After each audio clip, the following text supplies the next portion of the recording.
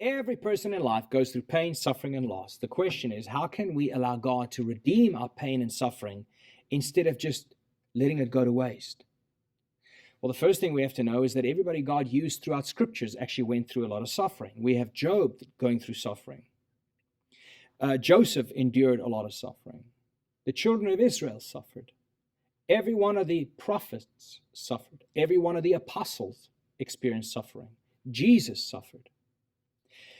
John 16:33, Jesus says this, "In the world you will have tribulation, distress, and suffering. But be encouraged, be courageous." Why? "For I have overcome the world." So the question is, how can we allow God to redeem our pain and our suffering instead of just letting it go to waste? I have 3 suggestions for you. The first is that pain and suffering becomes the instrument through which we are drawn closer and closer to God. Suffering has a way of bringing us from the place of affliction to the place of affection, just like it did the prodigal son. The second use of pain and suffering is that it becomes the testing of our faith. In 1 Peter 1 verse 6 through 7, the Bible gives us this example of fire, how fire can do one of 2 things. It can either purify or it can consume.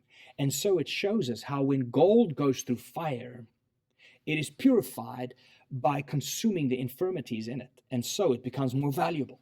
And in the same way, when you go through a fire, when you go through hardships, when you go through pain and suffering, your faith is purified as the infirmities are burnt away. And so your faith becomes more valuable. The third use of pain and suffering is that it becomes the process through which you fall out of love with this world and with everything that this world has to offer. The psalmist says in Psalm 73 verse 25, "Whom have I in heaven but you?" And then he says, "And earth has nothing I desire besides you." Can you imagine coming to the place where there's nothing this world can offer you that you would desire? The only thing you would desire is God himself. So I've often wondered why it is that our sovereign God designed life in such a way that the older we grow, the more feeble we tend to become.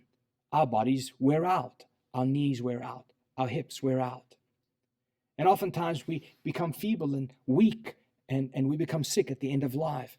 And the one thing I can suggest is allow every season in life, all the pain you go through and all the loss you go through, to be used by God, to be redeemed by God, to allow you to fall out of love with this world and out of love with what this world has to offer, but rather grow in your expectation of what heaven has promised. Put your trust in the sovereign God that can work all things for the good.